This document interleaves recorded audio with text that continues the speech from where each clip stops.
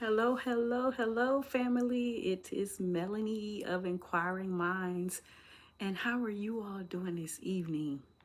Well, tonight. Welcome to the channel, or welcome back to the channel. So, before we get started, I just want to say thank you to all the veterans that have served, serving right now, or will serve.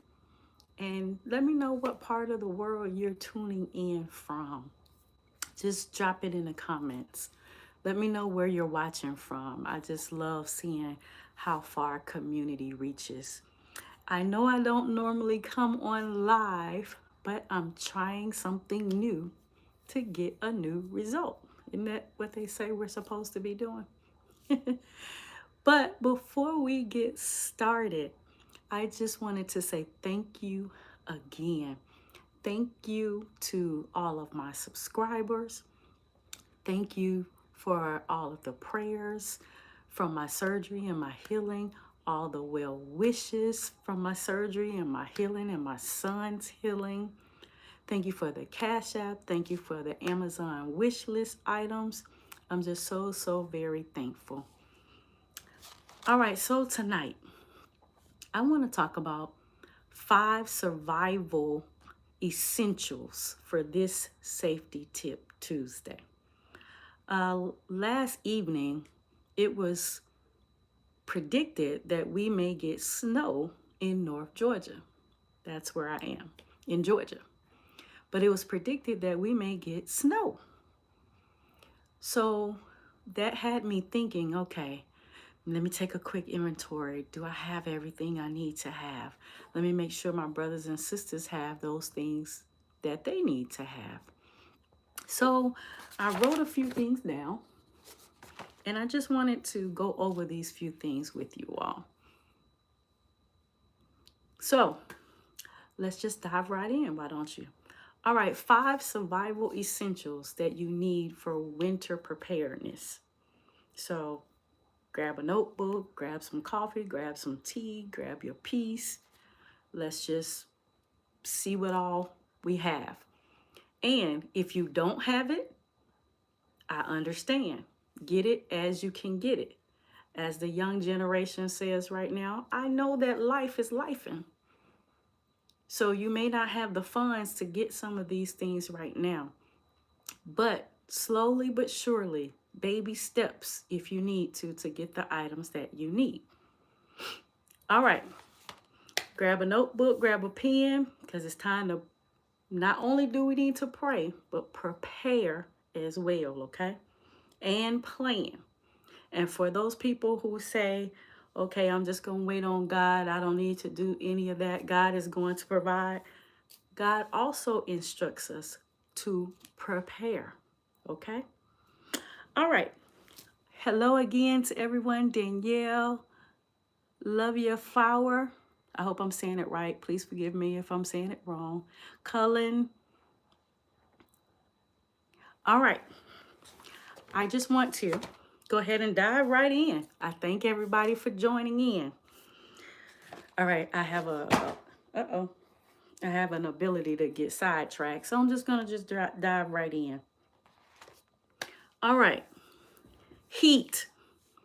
All right. When the lights go out, and here in Georgia, whenever it gets snow on the ground, ice, rain, when it's below temperature, the lights seem to always go out. I don't know if it's a planned outage or a nature outage. I don't know, but we still have to pray and prepare. Okay, so for heat, all right, we want to make sure that we have some type of heater. We have the Mr. Buddy system. We have propane heaters, kerosene heaters, butane heaters, whatever type of heater you can get that gives heat. Please make sure you use the correct fuel for those heaters, okay? If it's a propane heater, make sure you use propane. If it's a butane heater, make sure you use butane. If it's a kerosene heater, make sure you use kerosene, okay? Now, I remember a long time ago in Alabama, where I was partly raised, we used to open the gas oven and allow the heat from the gas oven to also help heat the house. And I know that some people still do that. But please make sure that you have a carbon monoxide detector inside your home. Okay? That's very, very imperative. Make sure you crack a window as well, just to have some type of ventilation. Yes, I know it's cold outside, but you still need some type of ventilation, okay? All right, next thing, thermal blankets and sleeping bags. All right, why do you need them? Because they retain body heat better than cotton blankets, okay? Layer blankets if you have to, in order to keep warm. If you have a large family, if you need to bring everybody like in this front room and make a gigantic tent to help hold the heat in, and everybody gets inside their individual sleeping bag, a tent is a good idea to have even inside a house, especially if you have no heat, because it can hold all the heat in one area. Everybody can sleep inside the sleeping bags in order to have heat. Layer your blankets. Some people still have quilts. Those are also good. Mylar or wool are best for insulation though. So make sure you keep some extra blankets for family members who may come over, or for the elderly, because they have thinner skin and they get, colder quicker. So they may require more layers of blankets. Um, who remembers uh, Snowmageddon in I think it was 2014. My daughter was 10 years old.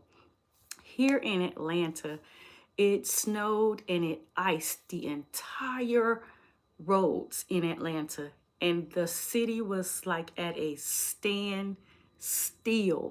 I mean, students were stuck at school because some of the school systems did not allow the students out in time before the sleets and the ice and the snow started to come down. So it was unsafe for the buses to take them home. It was unsafe for the parents to come and pick them up or to even drive home. Cars were slipping and sliding everywhere. People were stuck in gas stations, stuck on the expressway for 2 and 3 hours. At that time, I was about 10 minutes away at my job, and it taught me some valuable lessons on things that I should probably keep in my car, and things I try to always tell my friends and family that you should keep in your vehicle in case of emergency as well in this cold weather, because it only takes a few minutes of your engine going out for your vehicle to turn into a freezer. Okay? So, in your vehicle, while we're talking about blankets and things, keep a blanket inside your vehicle. I don't know if you all ever moved with U-Haul, but U-Haul has these blankets. They were about $8 maybe 3 years ago, but they're wool blankets. And you can get a couple of those, fold them up, and keep it inside of your vehicle. Inside my vehicle, I have a cooler. And then under the cooler, I have some blankets stacked underneath the cooler. And that's in case we ever get stuck somewhere and we need to have heat. Inside the cooler, please make sure you have water. Okay? Make sure you have water. Make sure you have maybe some cat litter. I know you're saying cat litter, but yes, cat litter, because cat litter can be put underneath tires for traction so that you're able to back out or go forward out of icy situations. Um, Being stuck with my brother and my sister taught me to make sure that I always keep something that I can be pulled out of the mud or ice with, or help pull somebody else out of the mud or ice with. So soon as I got unstuck, I made sure I went straight to Walmart and I bought one of those yellow, orangey, uh, I don't know what you call them, but it's something that you can pull somebody out of the mud or they can pull you out of the mud. But it also works for ice as well. So keep something that you can be pulled out with or help somebody else be pulled out with. Make sure you keep blankets, make sure you keep water. Um, Keep extras in your car for family members.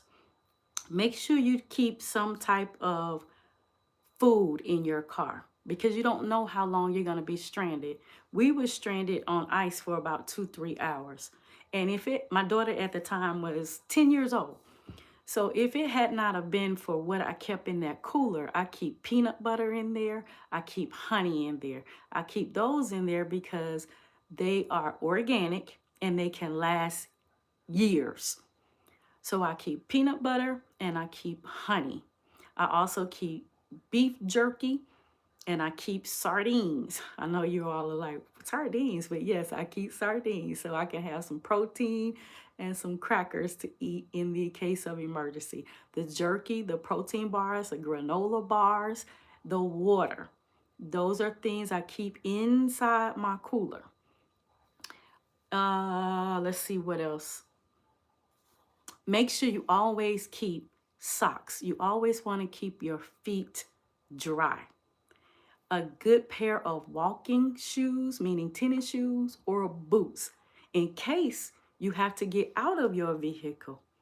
I work 10 minutes away, but in the event I needed to leave my vehicle, I could have if I had a good pair of walking shoes and my get home bag or bug out bag or whatever you want to call it on my shoulder. And we're going to do another video on that one as well. What to keep in your get home bag.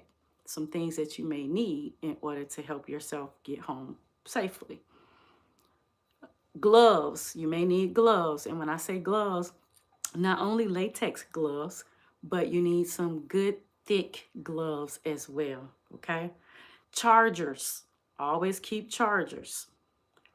The next item is flashlights. Light. We need lighting. Always need lightings. So whether that's flashlight, headlamps, lanterns, and anybody who is in snowmageddon, please, please, please join in. Anybody who's been stuck in ice, been stuck in the snow, please join in and put comments down on things that you feel are most important as well. Because this is just a few things and it's not an inclusive list, but you may have had some experiences that you can put down in the comments that can help somebody else. I love reading other people's comments because it's like a treasure trove of just wisdom nuggets that we all can learn from. All right, light, flashlights, headlamps, the kind that go right, across here, lanterns. All of those provide free light during outages and night movements. Okay, so now we're talking about back at home, but you can also keep it in your vehicle in case you need it as well. So back at home, free light during outages. The kind you can put across your head, lanterns, flashlights, solar lights. I can't stress those solar lights enough. And if you're on a budget, which most of us are, I understand, and overstand because I am also.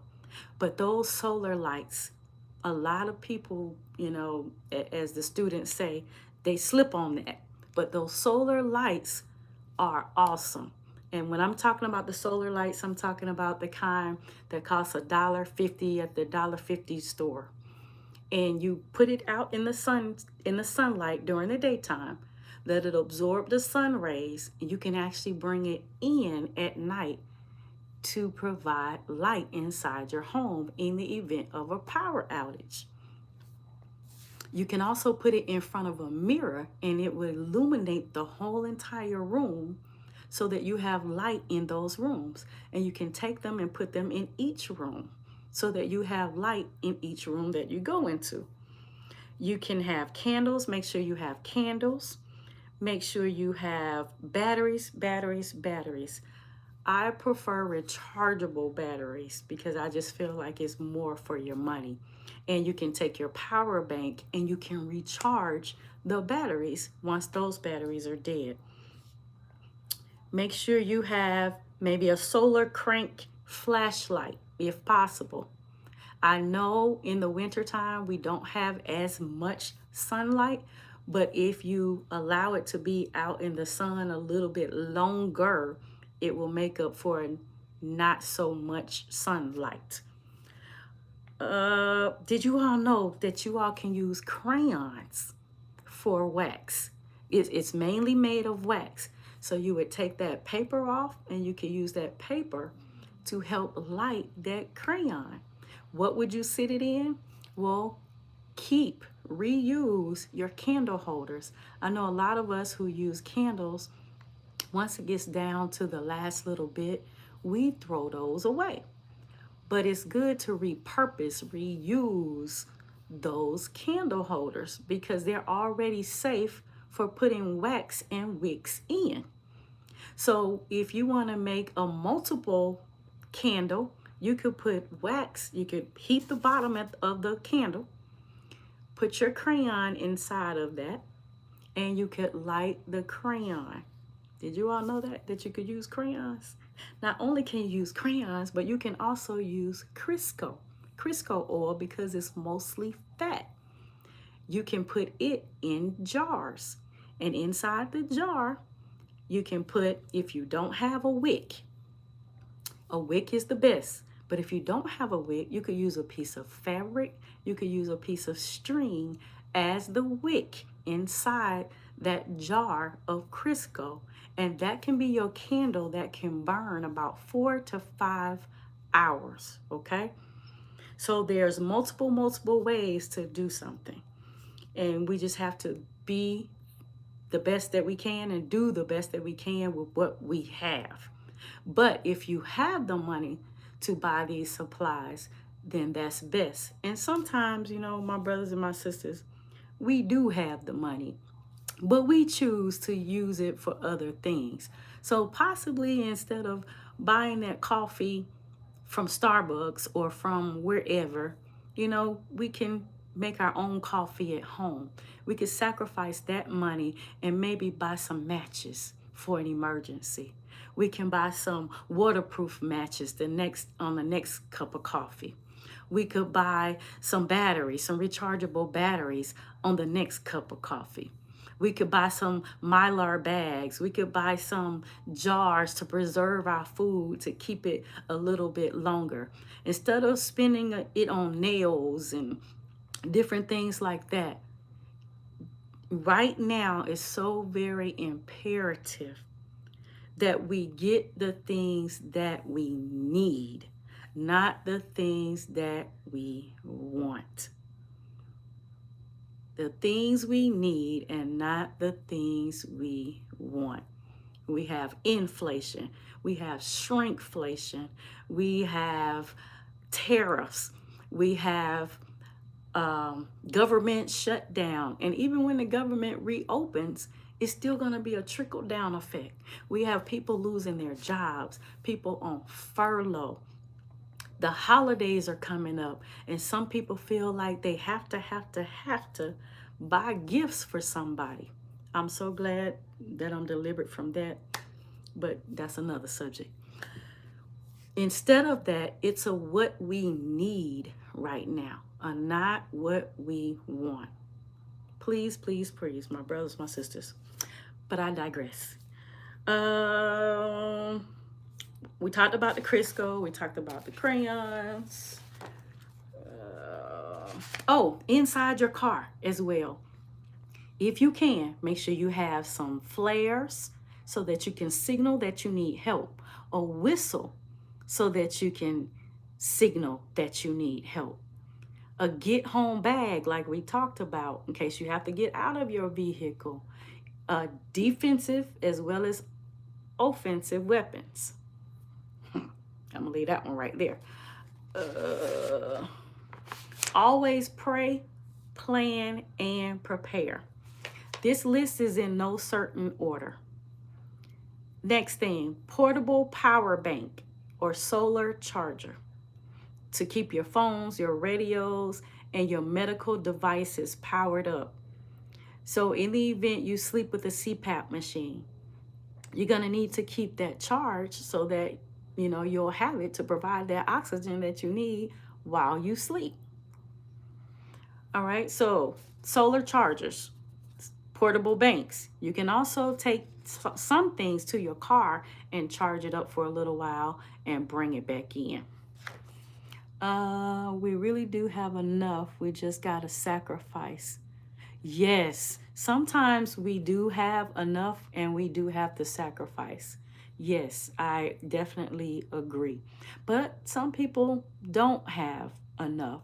Some people are barely making ends meet. So sometimes you just have to meet people where they are and help them with what they may already have. All right, next thing. Keep your cords in a Ziploc bag, and it's easier for you to know where they are. We talked about taking things to your vehicle to charge. Okay, one thing I found easy when I first started collecting things in case grid down, in case of lights going out, I kind of had things everywhere. What helped me the most was to get a tote. And on that tote, I wrote, lights out. So inside that tote, we have the communication, you got to think eyes and ears. So we have communication walkie-talkies in there. We have things to keep warm in there. We have emergency supplies like first aid kit and different things like that inside that tote. I found it easier to put everything that we may need inside a tote. Now we also have things strategically placed throughout the home, but I found it easier to put everything inside one tote. And whether that's for a tornado and you have to seek shelter, or grid down, lights out, all those things in that tote can still be used. And everybody knows, make sure everybody knows where that tote is or where those supplies are. Make sure you have an emergency evacuation plan with your family and everybody knows where you're supposed to meet and what you're supposed to do. Also, you may want to test yourself and your supplies just to see what happens. I know you're like, Melanie, that sounds crazy, but you never know. Just try it. If you think that you are prepared, because there are some people who feel like, okay, I'm prepared, I have everything I need. Turn all of your lights off inside your home. See if you know where everything is. If you can go to that tote, if you can go to those supplies, if you can do everything you need to do for 24 or 48 hours, do it as a whole family, as a test run. And then come back and take intel and find out, okay, what is it that we had? What is it that we needed? What were our grows and our glows? What do we need to improve on? What are we missing? So if you really think that you are prepared, test yourself, test your family. It does not make you perfect, but it does make the situation better. Next thing, water, water, water, water. Again, I told you this is not in any type of order, but water. We all need water.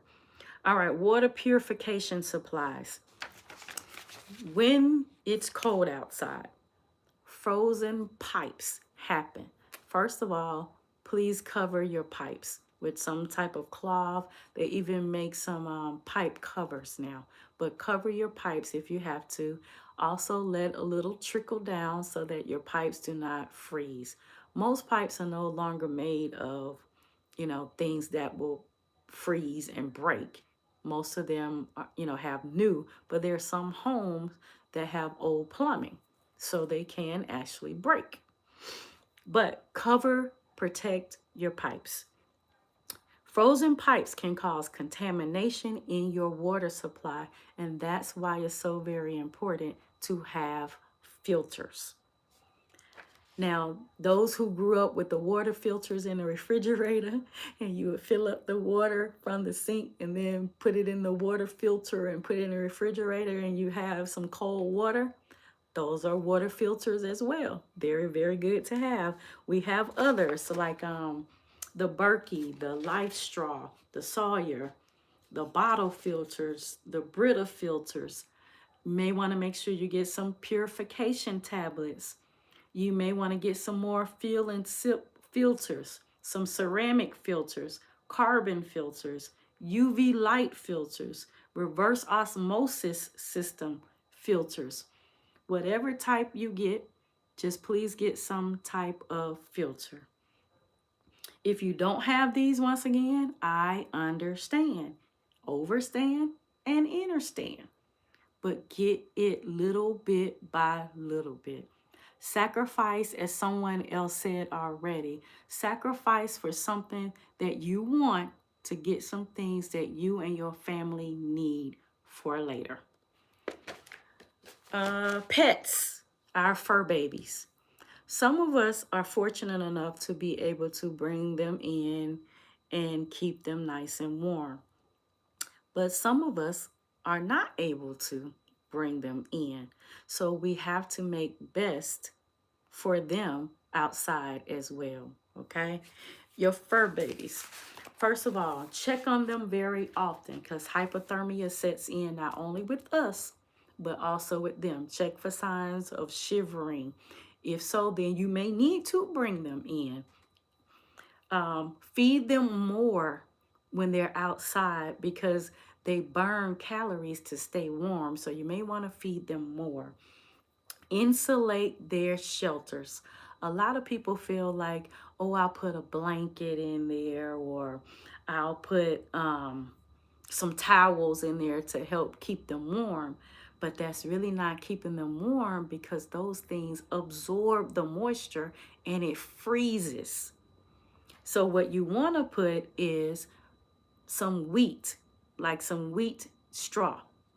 But first, before you do that, you want to lift up their doghouse off of the ground and make sure it's on top of a pallet. And that helps keep the coldness from the ground when it's on a pallet.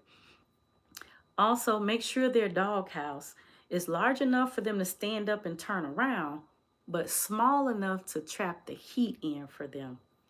Then you can line the floor with that wheat straw, but not the blankets and not the towels because they absorb moisture and they freeze.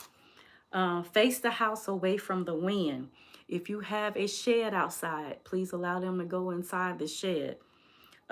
Cover it with heavy plastic or some type of tarp. In one of my other videos, I showed tarps at the dollar store that cost $1.50. I know it's not as thick as maybe this one that came today, because this one is extra thick.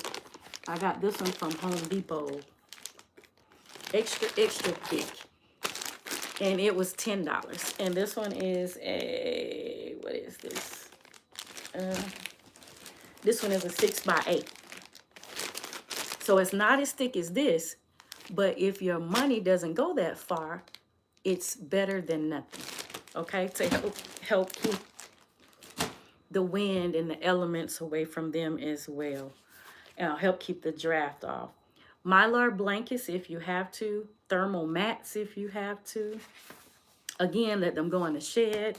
Let them come in the house if they can. If they can't, just please try to keep them warm as possible. I hope the shutdown forced the village back together. We really do have enough. Okay, yes. Hopefully this government shutdown has helped people to get back together. I know we have left side and right side, but we're all part of the same bird. And you and I have to truly do for you and I, because in the words of Michael Jackson, they don't really care about us. Sometimes I crack myself up. I am so beautiful. Thank you so very much. All right. Somebody put poop. Yeah, poop is a problem when allowing your dogs to come inside, but that's why training them to go outside if they are inside dog is so very important. Or taking them out after they eat, after they drink, so that they can poop. Let's see what else. We talked about the pets. Does anyone have anything they would like to add?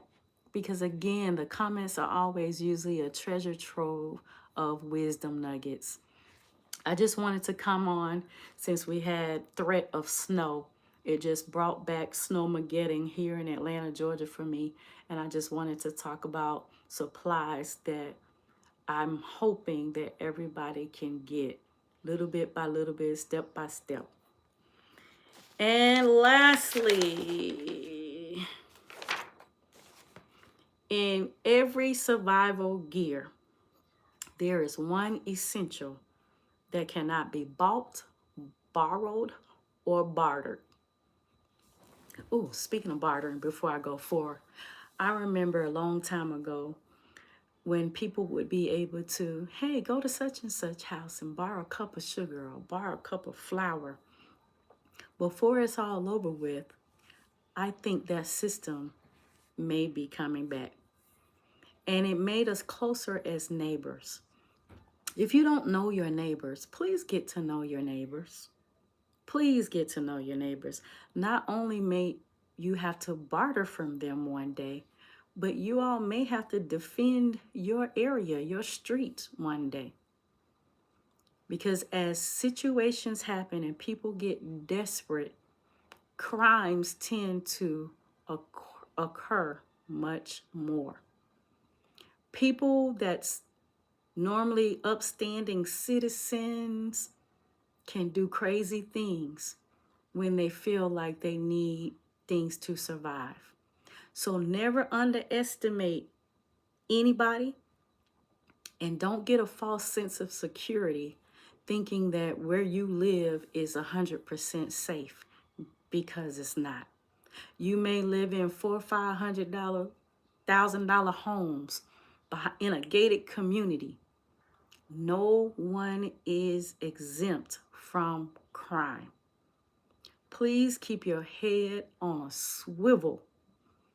When you go outside that door, before you go outside that door, make sure your doors are locked. Make sure your windows are locked. When you go outside that door, please put that phone down and pay attention to your surroundings.